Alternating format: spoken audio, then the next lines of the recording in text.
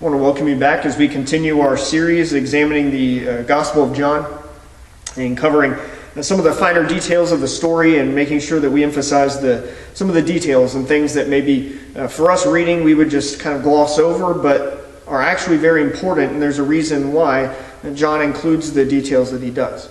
Because they inform us about the identity of Jesus, about who has authority and who is a child of God and things of that nature.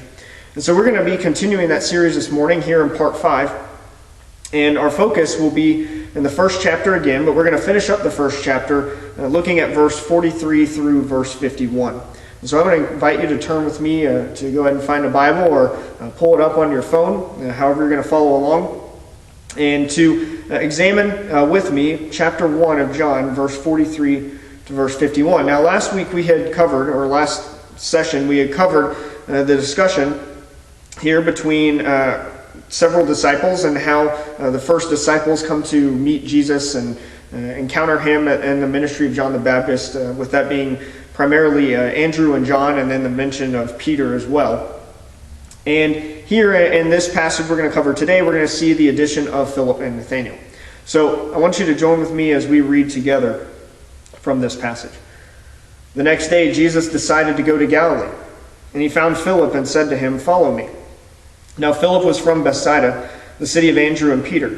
And Philip found Nathanael and said to him, "We have found him of whom Moses and the law and also the prophets wrote, Jesus of Nazareth, the son of Joseph." Nathanael said to him, "Can anything good come out of Nazareth?" And Philip said to him, "Come and see." Now Jesus saw Nathanael coming toward him and said of him, "Behold, an Israelite indeed, in whom there is no deceit." And Nathanael said to him, "How do you know me?" And Jesus answered him, "Before Philip called you, when you were under the fig tree, I saw you." And Nathanael answered him, "Rabbi, you are the Son of God.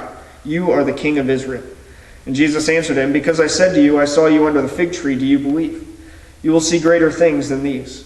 And he said to him, "Truly, truly, I say to you, you will see heaven opened and the angels of God ascending and descending on the Son of Man."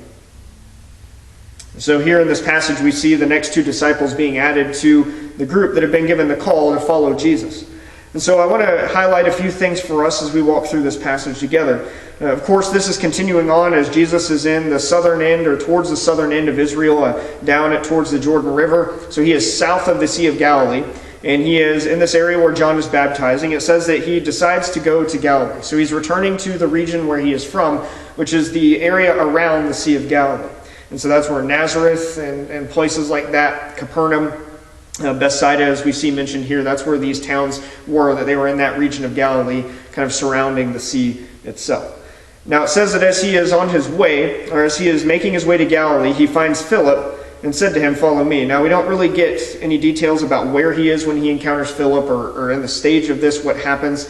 But there is a period of several days here in the journey that is taking place before we pick up in chapter 2. So at some point in this journeying up northward to Galilee, he encounters Philip, and he tells him to follow him.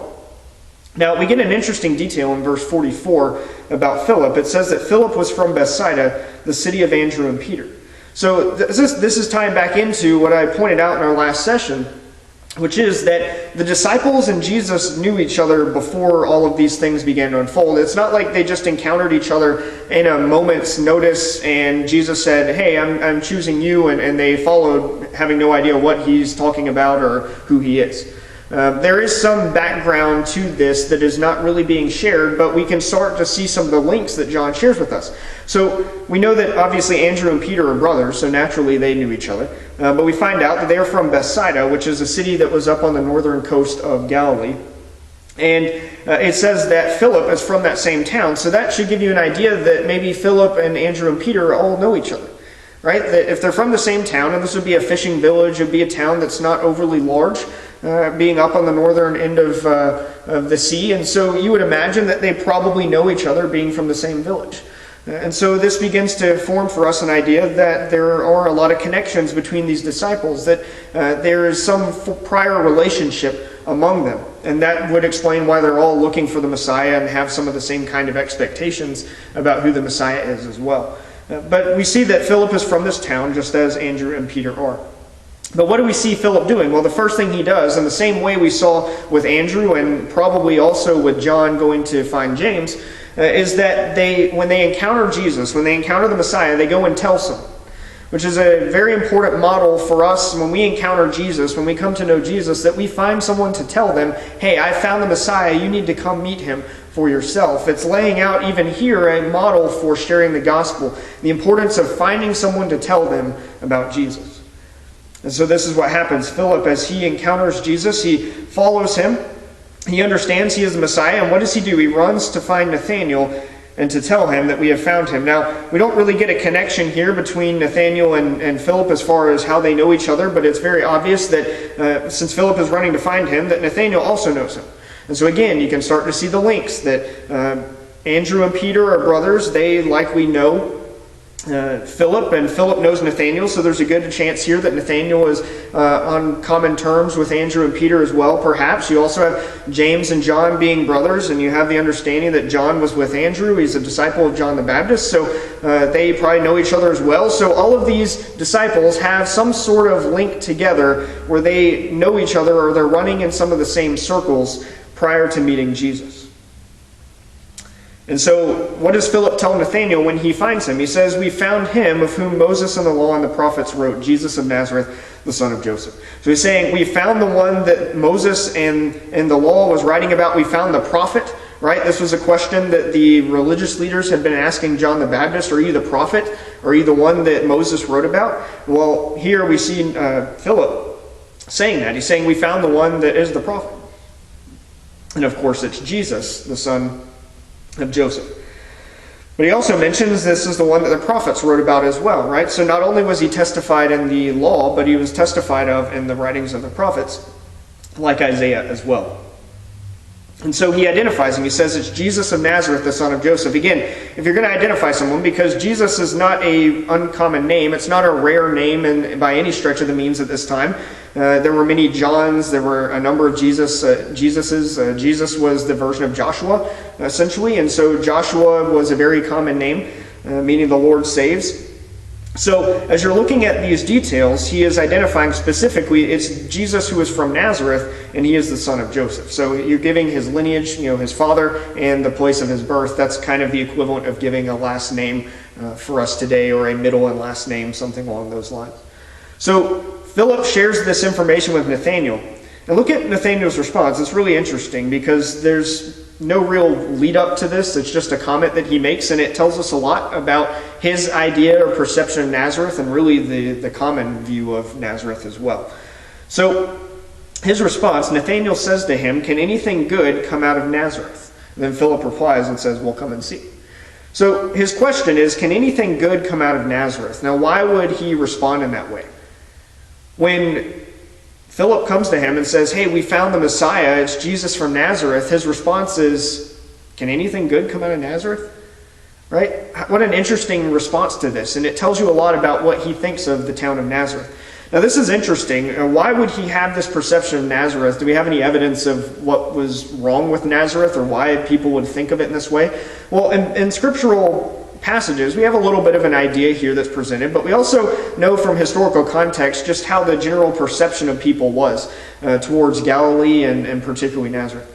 So in Galilee really didn't have a positive view or a positive perception among those who were from the south. So those who were from Jerusalem, those who were kind of from the more traditional area of Israel, they tended to look down on people from Galilee in general. Because Galilee was an area that had a lot of pagan presence. There were a lot of towns that were inhabited by Romans and Greeks and people like that who were not Jewish. And so there was this perception that the kind of true Israelites from Jerusalem, the really authentic ones, right, that they had this idea towards some of the other regions that they weren't pure Israelites and that they weren't pure in their faith. This is very clear in their perception of the Samaritans. Samaria kind of being the middle region of the land of Israel, that Samaritans had been mixed in with some of the pagans dating back hundreds of years to the exile, that when the Israelites had been taken from their land and moved away, that the powers that be had moved foreigners in and other people had just kind of taken over the area. So when the Israelites were allowed to go back home to Jerusalem, the area of Samaria now was fully integrated with other tribes and other belief systems. And so while they still continued worshiping Yahweh, they had mixed the worship of Yahweh in with other practices of religion, which is pretty ironic because the people in Jerusalem did the same thing. But nevertheless, they had a view of the Samaritans that they were like dogs, or that they were, there were some racial aspects to it of them being kind of inbreds or being mixed, that they weren't pure. But then there was also the religious aspect of it, that their faith wasn't pure either because it had mixed in with some pagan ideas.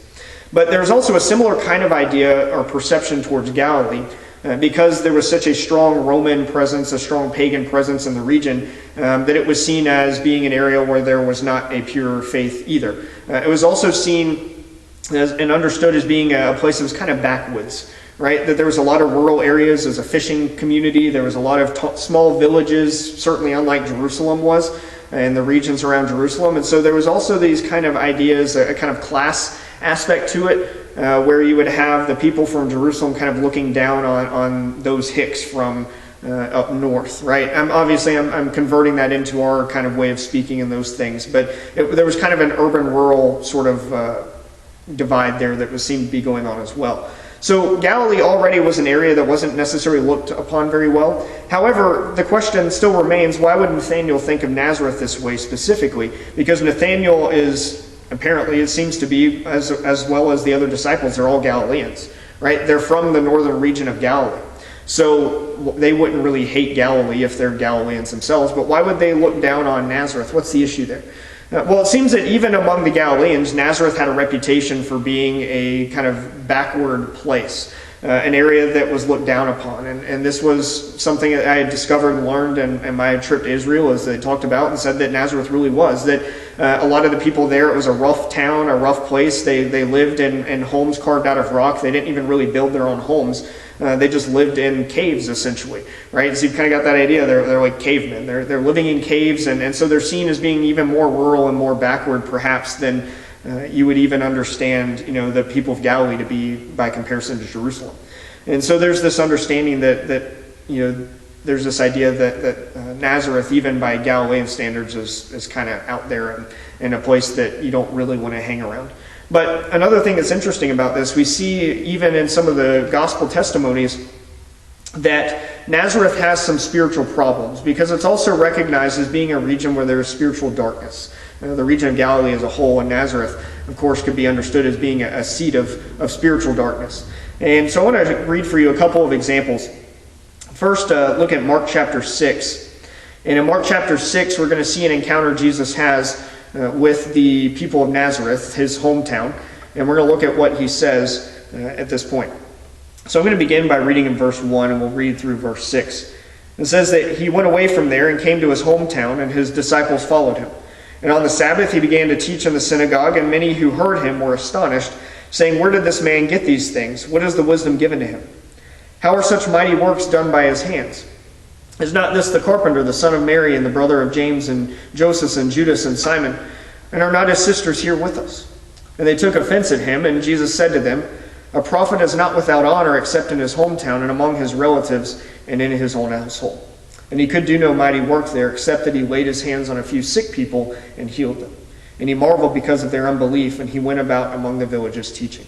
So in this example, we see that he is in his own hometown ministering, and his own people, his own town folk, turn on him. They reject his message because he's too familiar to them. They say, "Well, we know him. We know who his family is. We know his background. There's no way he's the Messiah, or he has any sort of authority to be teaching in this way. So there's no way we're going to listen to him or accept what he's saying about himself, because we know where he came from." Right? They think they know who Jesus is. They think they know where he came from. But of course, John has pointed out otherwise. But another example we have is in the Gospel of Luke. In Luke chapter 4, verses 28 through 30, we're going to see the end of another encounter Jesus has in Nazareth. It tells us back in verse 16 that he is in Nazareth, and he had returned there to the synagogue, and he reads a passage from Isaiah that he is going to explain as being prophetically fulfilled in himself. And so in verses 28 through 30, let's see the response the Nazarenes have to him. It says, "When they heard these things, all in the synagogue were filled with wrath. And they rose up and drove him out of the town and brought him to the brow of a hill on which their town was built, so that they could throw him down the cliff. But passing through their midst, he went away." So here we see that they're so angered by his presence at the synagogue and what he is saying about himself, his own townspeople, they're so angry at him that they are actually driving him to a cliff, intending to throw him off and to kill him. So even from these two examples, you can see clearly it's a town of spiritual darkness. It's a place of people that are perhaps prone to violence, people who are rough, people who have no concerns about killing one of their own neighbors, one of their own people who came from their town because of the things that he's saying. So you can get the impression, even from the Gospels of Mark and Luke and these encounters Jesus has, that Nazareth is a place of spiritual darkness, and it's a place that many people probably would look down upon in general. And so that's what's happening here. Nathanael's response is, there can't possibly be any way that Moses and the prophets were talking about somebody coming from Nazareth, because certainly nothing good comes out of Nazareth. You can't imagine anything positive coming out of a place like that. Right? And so that's his understanding. Well, the response that Philip gives to him is interesting, because Philip then responds and says, well, come and see. He says, you don't have to take my word for it. You can come meet him yourself and figure it out. Right? And so this is a really important thing, a very, very great response he gives. He says, look, if you don't trust me, if you don't believe me, that's fine. Come see for yourself, and when you encounter Jesus personally, you'll learn the truth. And I think that's really, again, an analog for sharing the gospel, is because many times you're going to talk about what Jesus has done in your life with people, and they may scoff, and they'll say, oh, there's no way that's real. Jesus can't make that kind of difference. There's nothing that Jesus can do in my life to change me or to make a difference for me. There's no way. But if you say, just come and see, just encounter Jesus for yourself. If you ever meet Jesus face to face, if you ever encounter him in your life, you'll find out that what I say is true. Right? And so this is what Philip is saying to Nathanael. Well, this is what happens. They get to verse 47. It says, Jesus saw Nathanael coming toward him, so they go to meet him. He says, behold, an Israelite indeed, in whom there is no deceit. Another way of saying this is an Israelite who is not prone to falsehood, someone who speaks his mind, someone who is genuine, right? That he's open about his thoughts, right? He's not going to try to hide or speak, have some sort of double speak where he says one thing and means something else, or he's not trying to hide his thoughts and keep them to himself, because he's already made the statement. He said, can anything good come out of Nazareth? He's speaking his mind. He says, certainly the Messiah can't be from there. So when Jesus encounters him, he says, behold, this is a true Israelite. This is someone who, like his father Jacob, he's speaking his mind. He's someone who's genuine. He's putting his thoughts out there. He's acting on that. And so he's saying, you are a true Israelite. You're not prone to falsehood in that regard.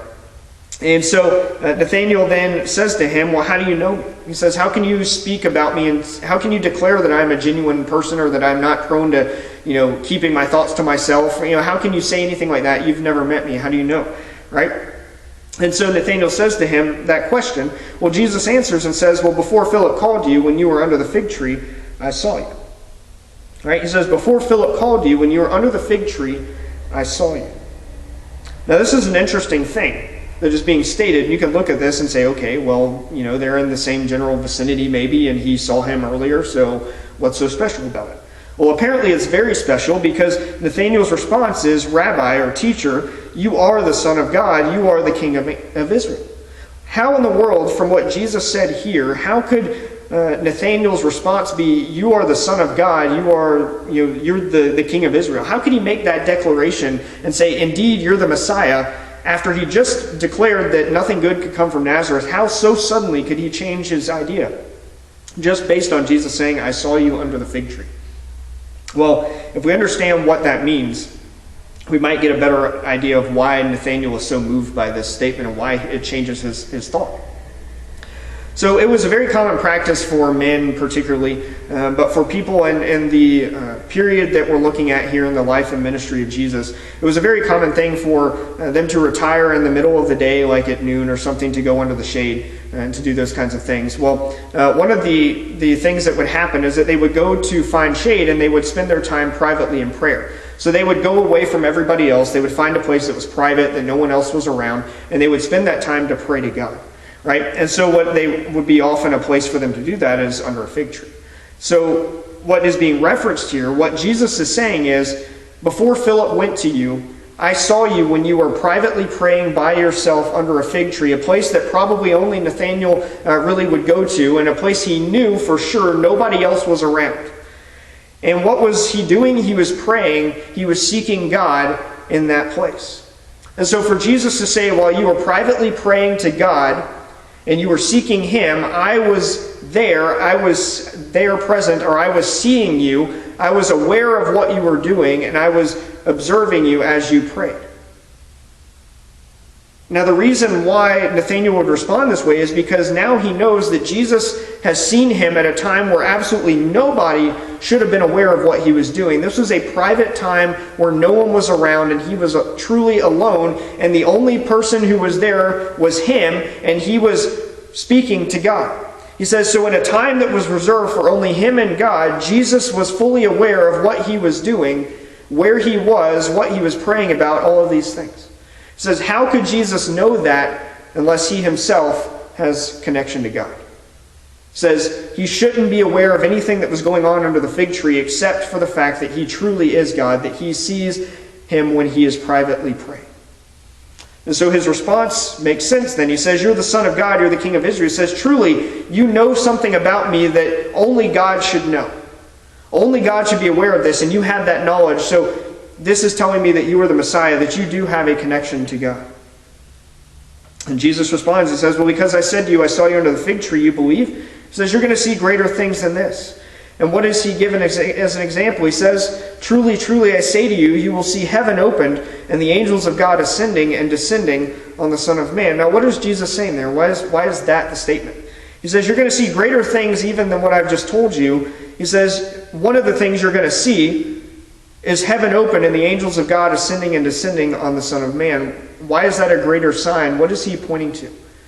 Well, this is going to take us back to Genesis, back to the first book of the Bible, and it's going to take us back to Jacob, the namesake of Israel, right? And this is going to take us to an important part in his journey that was taking place. And this is where Jacob is beginning to leave and to head towards Laban. He's leaving his family. He's going to find a wife. He's going to see his uncle Laban and live with him for a while. And it says that as this is happening, that he stops in Beersheba and he has a dream. He has a vision while he is sleeping during the night. So I want us to look at this passage really quickly. In Genesis 28, verses 10 through 15. It says, Jacob left Beersheba and went toward Haran. And he came to a certain place and stayed there that night because the sun had set. And taking one of the stones of the place, he put it under his head and lay down in that place to sleep. And he dreamed, and behold, there was a ladder set up on the earth, and the top of it reached to heaven. And behold, the angels of God were ascending and descending on it. And behold, the Lord stood above it and said, I am the Lord, the God of Abraham your father, and the God of Isaac. The land on which you lie I will give to you and your offspring. Your offspring shall be like the dust of the earth, and you shall spread abroad to the west and to the east and to the north and to the south, and in you and your offspring shall all the families of the earth be blessed. Why does Jesus say that he is going to see this? Well, what Jesus is doing, he's saying, in the original dream, Jacob sees the angels of God, and they are connecting between heaven and earth. They are going from heaven to earth and from earth to heaven, and they're using a ladder. Right? They're using this staircase or a ladder that is connecting heaven and earth. So basically it's connecting God and man. Well, Jesus is now saying, using that terminology in the gospel, he is saying you will see angels descending and ascending on the Son of Man, meaning that the Son of Man is the one who connects heaven and earth. That the connection between God in heaven and mankind on earth is the Son of Man himself. He is that point in between that brings both God and man together. And so he is saying about himself, this is the sign he will see that is greater even than what Philip and Nathanael and the others have seen so far, is that they will see Jesus as the Son of God and the Son of Man, that he is bringing together heaven and earth. He is bringing the kingdom of God down to earth, and he is bringing mankind to God. He is bringing them together in himself. And in a similar way to how the vision that Jacob saw was going to multiply the people of Israel and around the face of the earth, he's saying, through my connection to God and my connection to the earth of bringing God and man together in myself, he says, in doing that, you are going to see the people of God proliferate and spread throughout the earth, those who are part of God's kingdom, who are children of God. And so this is what he is saying. He's making a declarative statement about himself and his identity. And he's saying, I am the one who connects God in heaven and man on earth. And you will see that as you follow me in my ministry. And so this is a really, really important statement that he makes. And you have to know the background to understand what it means. But that's where we're going to leave off for this session. We're going to pick up in session 6, beginning in chapter 2 with the first miracle that we see described of Jesus, the wedding at Cana, where he turns water into wine. So I encourage you to join with me again as we meet in session 6 to cover that particular miracle and the meaning of that miracle together. And thank you for joining with me today.